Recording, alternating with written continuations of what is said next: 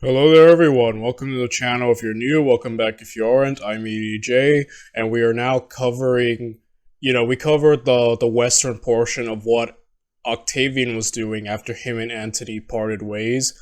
He dealt with Sextus Pompey, solved hunger, um, we saw the rise of Agrippa, he married Livia, and overall has come out. Oh, he also kicked out Lepidus, so he's become more powerful and more popular than ever, while Antony, as we're gonna see, slowly fades. So yeah, this is gonna be a very interesting thing, and I just want to jump right into it. So yeah, Antony's invasion of Parthia doesn't really work out, and again, the reasons as for why he's doing this, as we covered in the Kings and Generals video, is all over the place. Though, either way, I don't know if this could be really seen as a high point of his career. So, I'm looking forward to seeing how Historia Civilis, views it and how, any more insight that can be gained from this. So, yeah, with that said, without any further ado, let's get into it. Let's react to Antony's invasion of Parthia.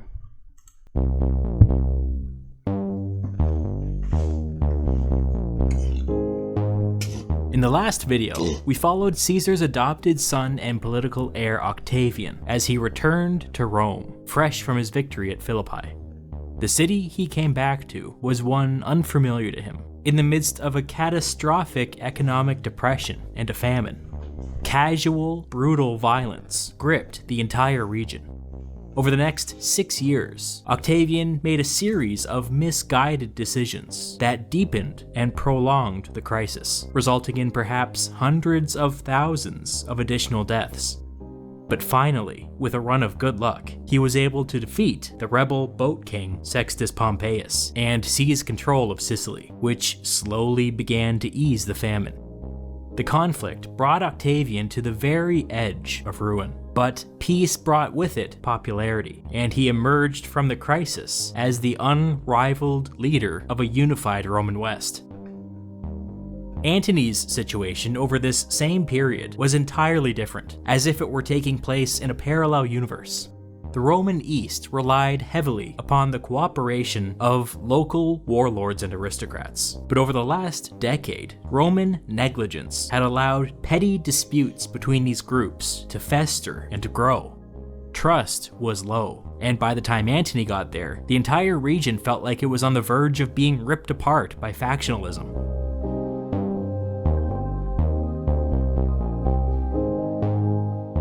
After Philippi, Antony took a leisurely tour through the Roman East, aiming to settle these disputes and meet with as many local leaders as possible. In time, a message went out to Cleopatra, Queen of Egypt, inviting her to come and meet with Antony in the city of Tarsus.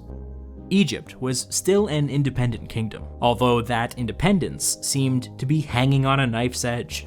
Up until very recently, the country had been compelled to play host to several Roman legions, and there was a concern within Egypt that with the end of the civil war, the Romans might just decide to bring the legions back, maybe permanently.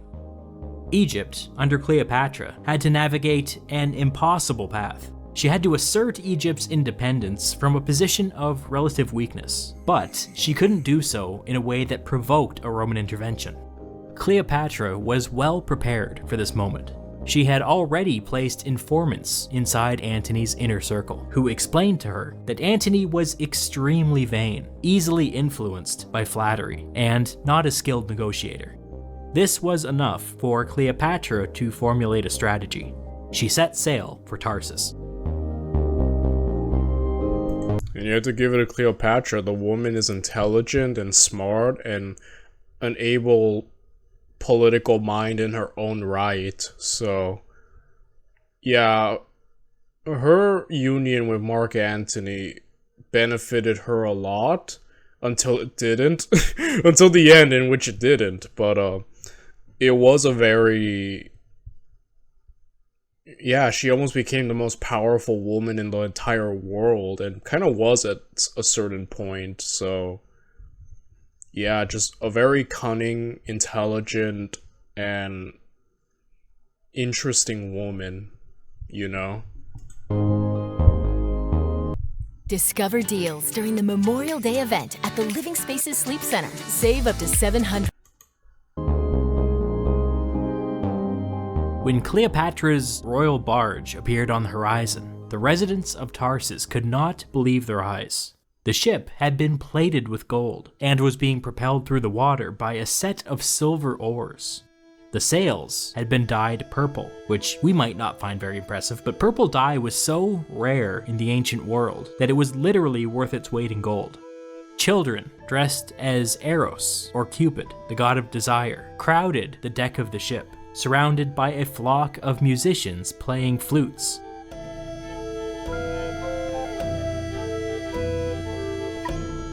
At the center of it all sat Cleopatra, reclined under a golden canopy, dressed as Aphrodite, the Greek goddess of love. To the residents of the city of Tarsus, it appeared as if the gods themselves had personally come to seek an audience with Antony. It was a flattering image, and exactly the kind to which Antony was susceptible. Genius. Great move on your part, Cleopatra. And extravagant as well. Wow, I'm impressed. And as someone whose favorite color is purple, I do appreciate the dye. So yeah, talk about just like, I think Cleopatra was a pretty good ruler for her people. I know she kind of gets the image of the evil seductress who turned the noble Marcus Antonius away from the light of Rome, but I think Cleopatra was just trying to survive at this point, and, she played the game well enough until she didn't, but, yeah, overall, just, like I said, a very cunning and smart woman. Antony and Cleopatra spent the next 4 days locked in aggressive negotiations. Oh no. Oh no. The only thing that Antony really cared about was Parthia. Caesar had been on the Parthian warpath at the time of his death, and as far as Antony was concerned, this was unfinished business. Also, it must be said that Antony wanted a war. Caesar had shown that successful conquest can be a platform from which one can seize power. Octavian had his war with Sextus in the west, but that was nothing compared to Parthia. A victory here would outshine Octavian 100-fold. There was no bigger prize. Even though Egypt was an independent kingdom, Cleopatra agreed to help supply a future Roman campaign into Parthia. This was exactly what Antony wanted. But Cleopatra had some concerns of her own. Rome was holding several Egyptian political prisoners, including Cleopatra's sister Arsinoe. Her sister had briefly sat on the Egyptian throne, which made her a potential rival, a potential replacement. Rome was holding her for a reason. Cleopatra wanted her dead. Antony agreed. Cleopatra then invited Antony to come and spend the winter in Alexandria. It was around this time that the two began a romantic relationship. It's hard to know Cleopatra's precise motivations because we can't be inside her head, but it seems, based on her actions, that flattering and perhaps even seducing Antony was all part of the plan. Military preparations for a Roman invasion of Parthia continued all winter, and Antony made no attempt to conceal his plans. And so maybe it shouldn't have come as a surprise when the Parthians launched a preemptive attack and invaded Syria in the spring of 40 BCE. Antony immediately abandoned his little Egyptian vacation and went to Greece to raise additional legions. When he arrived, he learned that the man that he had appointed governor in Syria had been captured and executed by the Parthians. In Greece, Antony began receiving regular updates from the Roman West once more. The rebellion ignited by his brother Lucius and his wife Fulvia had just ended in failure, which means that at their greatest moment of peril, Antony had been hanging out with his girlfriend in a different country with his phone turned off. Was this on purpose? Did he strategically make himself unreachable at this time? Perhaps. Wow. Antony and Fulvia reunited in Greece, but within a few months, Fulvia fell ill and died. We're told that she died of natural causes, but we're also told that she, quote, aggravated her illness deliberately, to which I say, what? Here's another data point. The moment that Fulvia fell ill, Antony had just learned that Cleopatra gave birth to twins. We know that the couple thought, Yeah, her death seems a little convenient, doesn't it? Huh. I wouldn't put it past Mark Antony to use underhanded tactics, but it's very convenient, you know. I don't want to accuse a man of murder or anything, but the signs look a bit weird, dude. There's kind of something sus going on here. that this was an historic occasion, because they would later name the children Alexander Helios and Cleopatra Selene, the sun and the moon. It was at this pivotal moment that Fulvia mysteriously fell ill and died. I'm not saying there was foul play. I'm just saying that Antony definitely murdered his wife. Yeah, I can see that. Meanwhile, Antony received a letter from his mother in Rome. She claimed that Sextus Pompeius had contacted her and wanted to form an alliance with Antony against Octavian. Antony replied non-committally. Sextus must have found this answer a little confusing because Antony's wife and brother had just attempted to stage a coup. This decision to keep Sextus at arm's length started looking like a mistake almost immediately, because when one of Antony's generals in Gaul unexpectedly died, Octavian used the opportunity to move against him and seize control of 11 of his Gallic legions. Antony dropped his preparations for the Parthian campaign at once, and departed for Italy with whatever strength he could muster. After a brief standoff, the two agreed to re-split the Roman world. The Treaty of Brundisium gave Antony the east, Octavian the west, and Lepidus the province of Africa. The idea behind this new arrangement was to prevent future incidents like this by giving everybody clearly defined areas of influence. Antony was fine making these concessions. His entire focus was on the upcoming Parthian campaign. The treaty was finalized with a marriage between Antony and Octavian's sister. It's a really weird coincidence that this marriage was only made possible by the untimely death of Antony's wife. Again, I'm not saying that Antony murdered his wife, but he did do that, and I am saying that, and he should be in jail. You know, I think all these people should be in jail if we're all these people are bad and they should all be imprisoned. You could say that about literally a lot of people in this series. Especially by modern standards. But yeah, you know, it's kind of hard to defend you with that there, bro.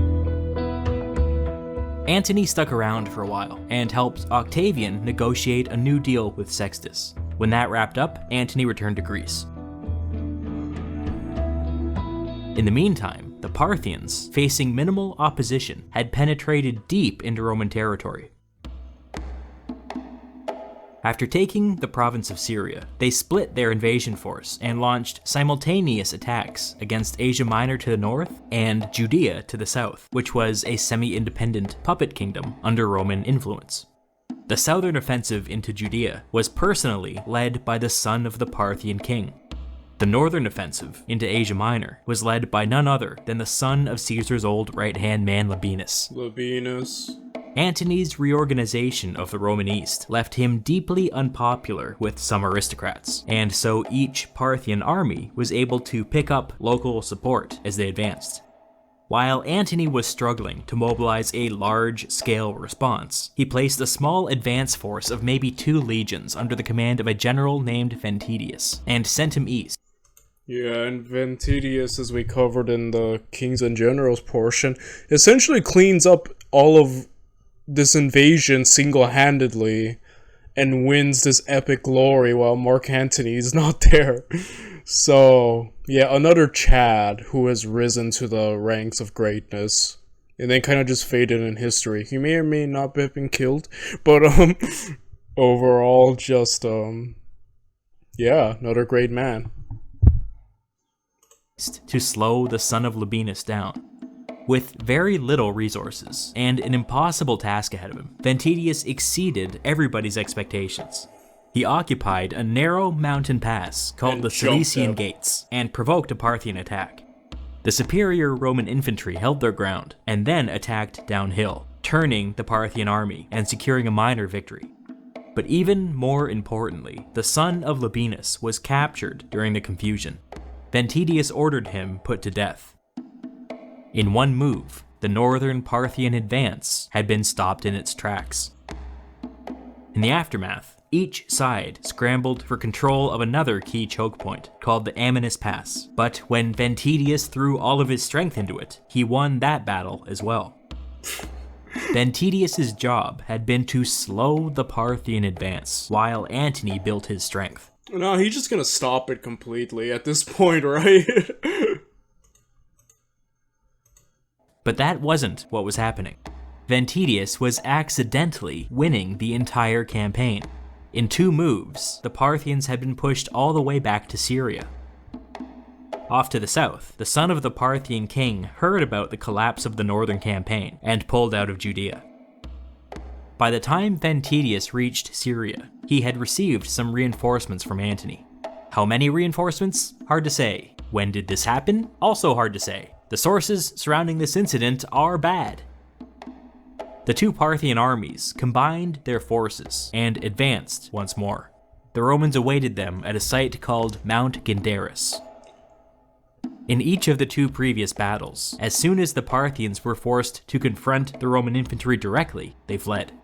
Ventidius suspected that this might happen a 3rd time, and so he tricked the Parthians into believing that his little army had been badly weakened, when in fact they had only been strengthened by reinforcements. As predicted, the Parthians pulled back when they encountered the Roman infantry, but this time they ran straight into an ambush. The Parthian invaders were obliterated, and the son of the Parthian king was killed. The Senate... This dude showed up out of nowhere, proceeds to kill the son of, like, Labienus, kills the son of the Parthian king, bails. You know, he does Antony's job for him. He then bails from history and refuses to elaborate anymore. How much more of a G do you need to be? This dude's awesome. This dude's awesome, man. Like, he outshined Antony at this point. Oh, man. And people of Rome would later reward Ventidius with a triumph. Well deserved, in my opinion. Super. He stopped an Antony invasion. moved quickly to re-establish control over the Roman East. He brought Judea back under Roman influence by elevating a pro-Roman ruler named Herod and helping him purge Parthian sympathizers from the kingdom. Yo, if Antony really wanted to nail this invasion, he should have just sent Ventidius alone, and Ventidius would have taken all of Parthia as his own kingdom. Around this time, Antony traveled back west and offered to give Octavian some ships in exchange for some legions. We now fully understand why. Antony had just seen the Roman East overrun by the Parthians, and, as I covered in the last video, Octavian had his own problems with the Boat King. Unfortunately for Antony, Octavian never got around to sending his legions east. Or, let's just say that when he did get around to sending his legions east, it was not in the way that Antony expected. Boring gum. Fancy gum. Antony's long-awaited invasion of Parthia finally came in 36 BCE. Antony had spent years thinking about how to approach this campaign. The last Roman general to attempt an invasion had been soundly defeated by the Parthian cavalry at the Battle of Carrhae. This defeat taught Antony a valuable lesson. Instead of pushing east, Antony would march north and cut through Rome's ally of Armenia. Antony's basic theory was that the open plains of Mesopotamia made the Parthian cavalry virtually unstoppable. The hills and mountains of Armenia, on the other hand, would be much more conducive to the Roman infantry and their style of fighting. If the Parthians were foolish enough to throw their cavalry against the mountains of Armenia, let them. If not, Antony could march east and then south, and then he would have a Roman army on the Persian plateau, threatening the heart of the Parthian Empire. I've got to say, I don't hate this strategy. Say what you will about Antony, and I have, and I will, but he did the work of studying previous Roman defeats and actually learned something. If Antony was going to march all the way into the heart of the Parthian Empire, he would need Egypt's full support. Cleopatra had already promised to supply the upcoming campaign, but Antony needed to be sure. He couldn't have the most powerful kingdom in the region doing anything unexpected while he was thousands of kilometers away. Antony and Cleopatra got together and discussed the future of Egypt. Rome would support Egypt acquiring a bunch of new territory up the Mediterranean coast. From Antony's perspective, this would guarantee Egyptian cooperation if the Parthians ever invaded again. From Cleopatra's perspective, this elevated Egypt to its most powerful position in 2 centuries. Everybody was happy. Speaking of being happy... Yeah, and Egypt, I think it is just very culturally rich, historically as well. But the fact that Cleopatra could secure the sweet deal, people will sometimes say, oh, Cleopatra tied the wrong... She went with the wrong horse, right, with Mark Antony, but I'm like, they kind of worked really well together at first. It's not until later where everything just falls apart. But yeah, you could see why she would. This is incredibly good, right? And, yeah, I think Mark Antony eventually starts, promising certain places to his children with Cleopatra, so it gets out of control after a bit. It was around this time that Cleopatra became pregnant once more. With somewhere between 15 and 18 legions under his command, Antony launched his invasion of Parthia. As planned, he marched north and cut through the friendly kingdom of Armenia. The first phase of this campaign appears to have been successful because the Parthians in the Mesopotamian lowlands were caught completely flat-footed. As Antony advanced through the mountains of Armenia, he knew that time was of the essence. For the sake of speed, he allowed the baggage train to lag behind while the main army marched ahead. Eventually, they emerged into Parthia. Yeah, I remember kings and generals stating that, Antony, winter was coming up soon, I believe. And so Antony just kind of he jumped the gun, trying to make this quick. And it ultimately backfires on him as I think the supplies and siege equipment that was lagging behind eventually gets taken out when he tries besieging a city, so... Yeah, this does not work for him, unfortunately. Parthian territory, where he immediately laid siege to the city of Frata? Frata? Frata? Just a side note, this was technically the capital city of a separate kingdom called... oh boy. We're just gonna throw it away with confidence. Media Atropatene, which was closely aligned with Parthia. This is not an important distinction, since every map I've seen just goes ahead and counts this as part of the Parthian Empire, but I only mention it because Antony's objective here may have been to split Media Atropatene away from Parthia and into the Roman sphere of influence.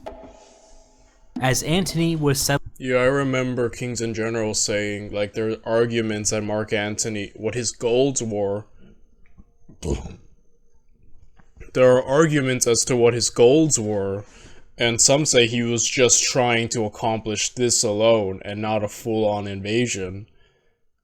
And obviously there's debate about that, but who knows, right? Settling into the siege of Frata, Roman supplies were still slowly snaking their way through the mountains of Armenia. With no warning, the Parthians attacked. But they didn't attack Antony. They attacked the baggage train. A small military force under the command of the Armenian king was quickly defeated, and the majority of Roman supplies were taken or destroyed.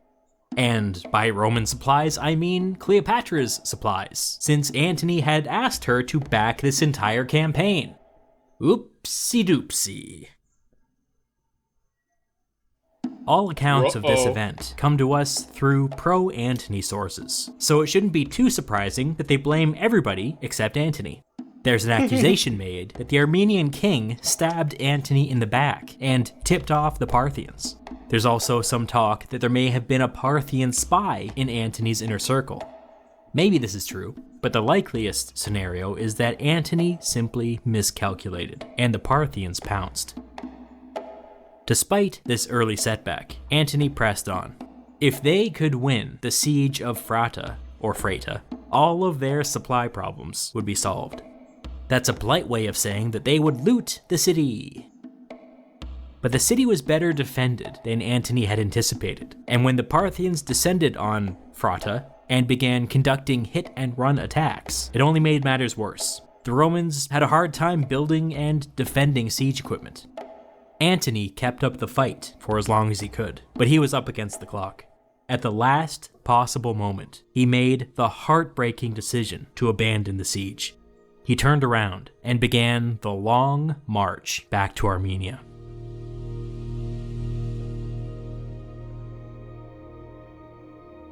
The idea had always been to spend the winter in Parthian territory. Nobody had planned for an early retreat.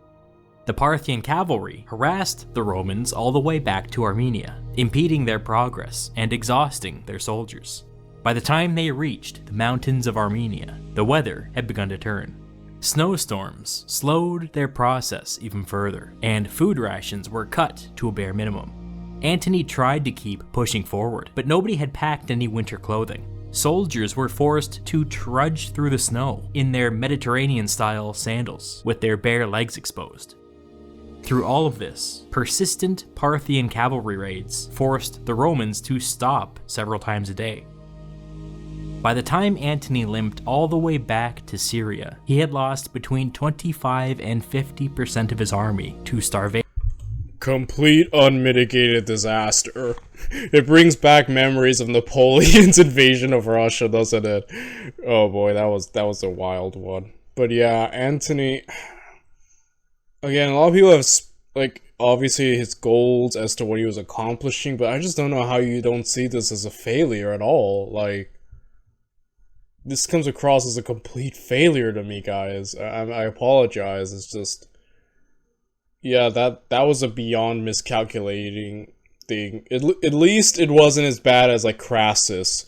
I'll never get over the triumph of Crassus and the dude. How he died is so humiliating, but yeah, I think Antony miscalculated with this one, guys. I'm sorry. Or the cold. The survivors no longer resembled soldiers. They were disturbingly thin and dressed in rags, many having left their armor behind in the snow. As soon as Antony was able, he sent a letter to Cleopatra requesting money, food, and winter clothing.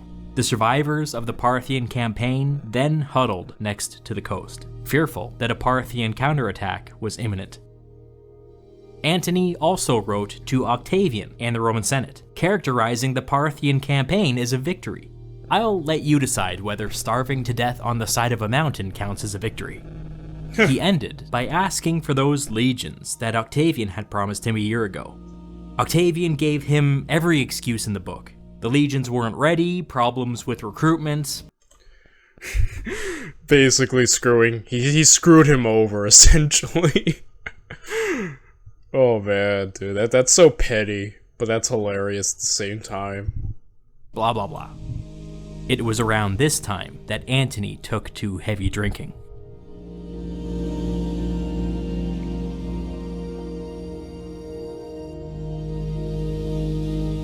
Despite having falsely claimed victory, Antony spent the next year going around and propagating this story about how the Armenians stabbed Rome in the back.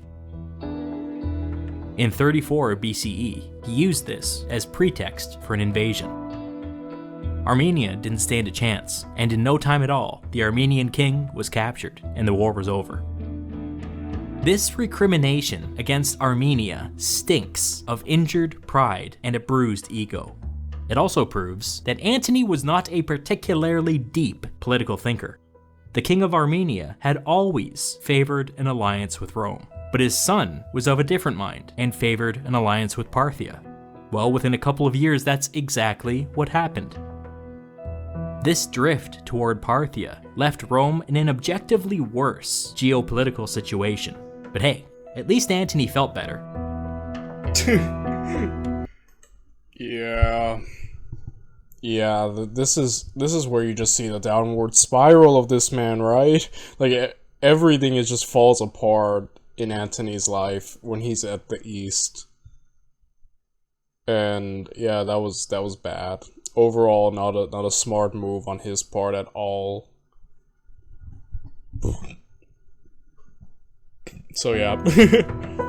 Which one is the scent of Irish Spring Original Clean? 1. A fresh meadow. 2. Back in Alexandria, Antony celebrated a triumph and humiliated the Armenian king by Yeah, doesn't he I think a big point of contention is that he has this triumph outside of Rome, and he also started dressing, like, you know, in more Eastern apparel, and this became a big point of propaganda that Augustus used. Like, oh, hey, look, he's been seduced by Cleopatra, he's no longer Roman. So, yeah. The Armenian king got screwed. Imagine being, like, chill, but just you get blamed for everything and invaded. Yeah, I wouldn't want to be Rome's ally too after that, huh? using him as a centerpiece in the celebration. Unsurprisingly, their earlier defeat at the hands of the Parthians was not mentioned. Some time after the triumph, Antony orchestrated a bizarre event known to history as the Donations of Alexandria.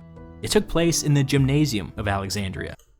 This is where he essentially kind of like, this is where he kind of like makes these big, very controversial declarations regarding the future of his children and Egypt, and this is where the Romans are like, what the heck are you doing, dude? Which was a structure more than 200 meters in length, described by Strabo as the most beautiful building in the city.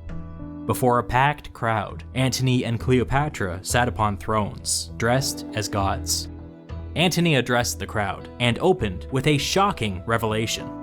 Years earlier, Caesar and Cleopatra had secretly been married, which meant that Cleopatra's child Caesarion, now around 13 years old, was in fact Caesar's legitimate heir. The problem with this claim was that it was not true. Yeah, but the thing is, with it, is that Octavian's entire claim to power is being the new Julius Caesar, right? Like, being the heir of Caesar, being his son. So in a weird way, Antony doing this kind of like indirect, well, or more so directly, he probably envisioned it like this, that it would really rile up a lot of like Caesar support and kind of like make, I suppose, Octavian look a little less legitimate, you know, and it is an issue that even Octavian needed to kill him for. Even if it's not true, he still needed to kill him, so yeah, it is an interesting wrench to be thrown into the mix, isn't it? No other source says anything about a secret marriage, and even if it did, Caesar was already married. It would have been illegal. But Antony made the claim anyways. Why? Because elevating Caesarion served a strategic purpose.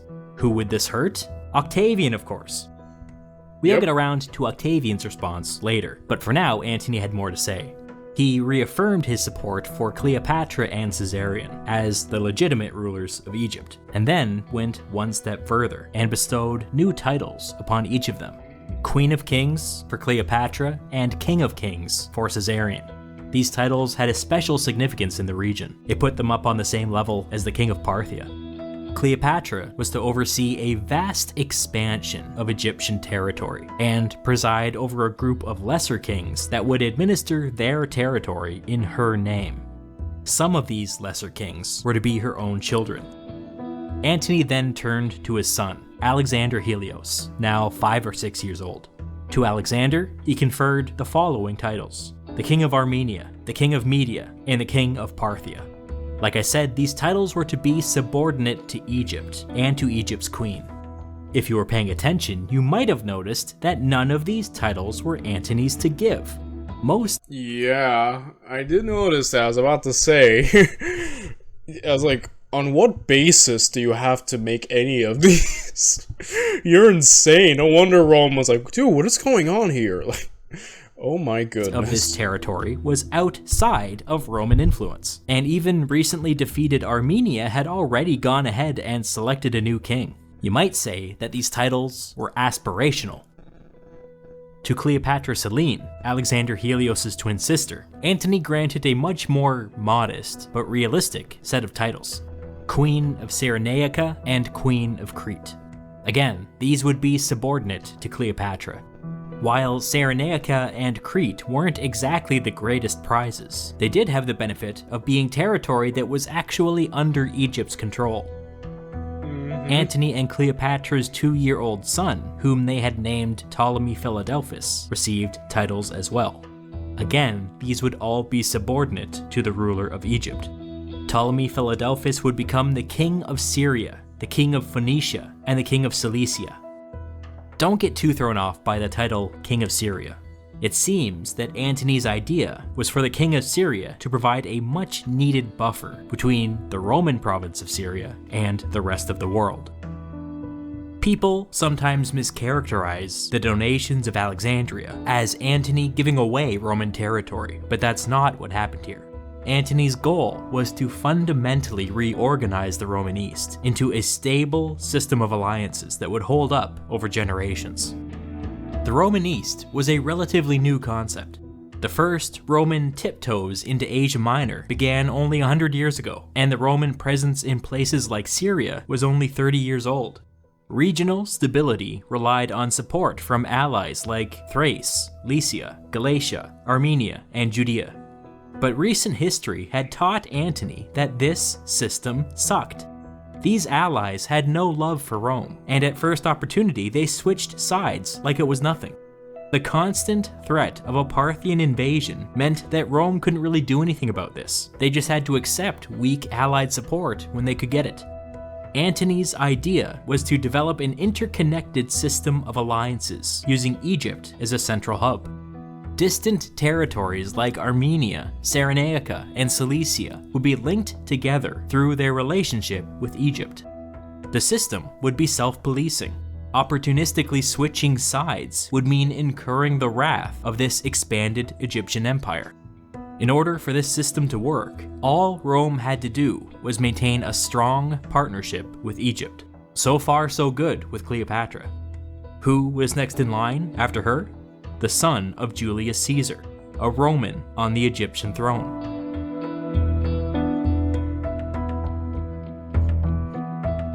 You can agree or disagree with Antony's strategic vision, but I wanted to make it clear that the idea was logically sound.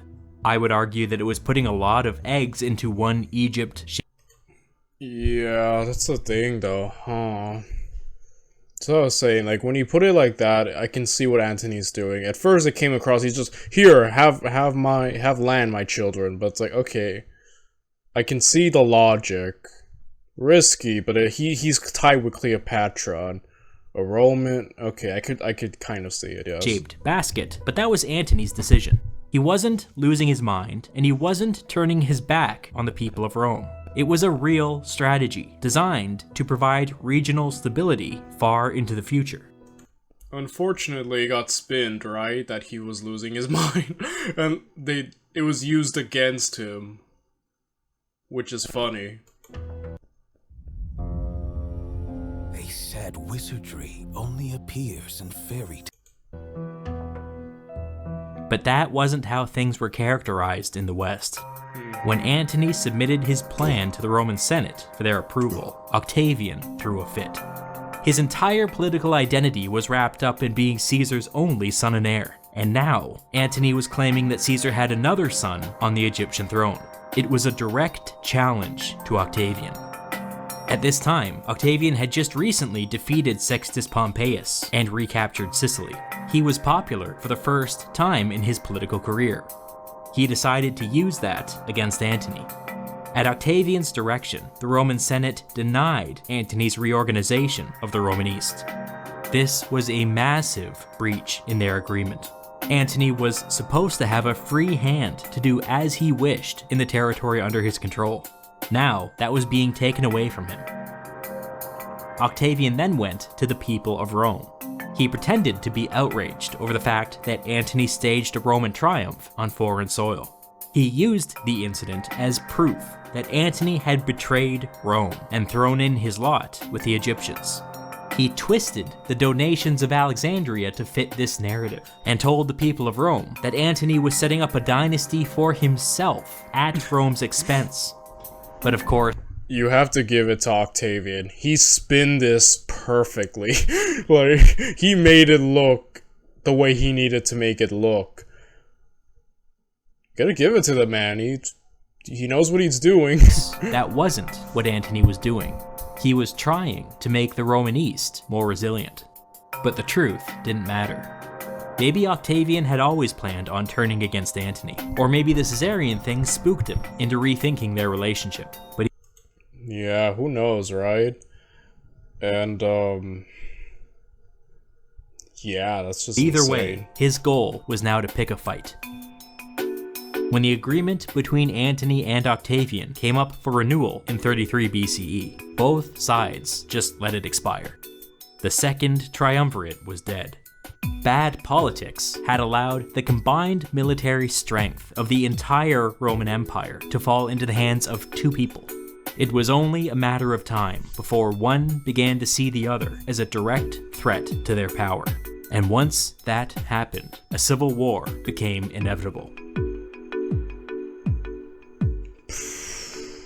I think he's done? Okay. So, yes, once again, that was cool. That was basically the part 2 of Octavian's, you know, basically Octavian's Western problems.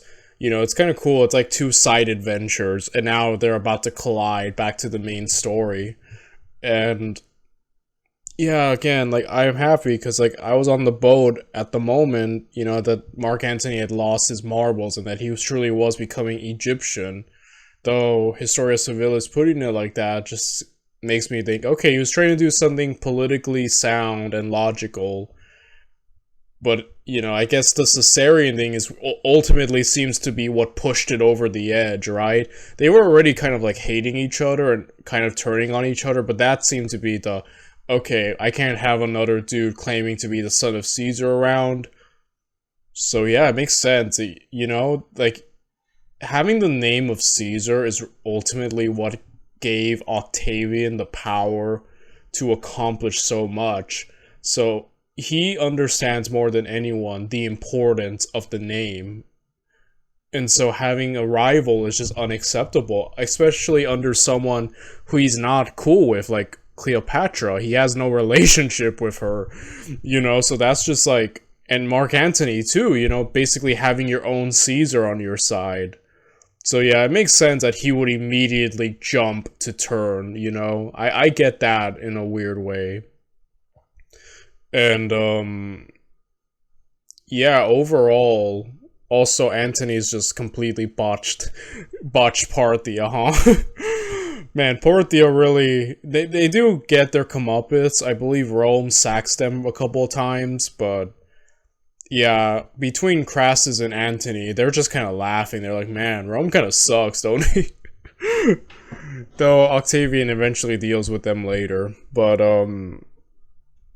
yeah, just overall, just an interesting thing. And just how Cleopatra played the game, if I may say, is just amazing. Like, the way she managed to almost secure herself as the, at least for a bit there, kind of was the most powerful woman. And, like, her relationship with Antony was very beneficial until the very end, which it stopped being, you know, but how far she made it impresses me.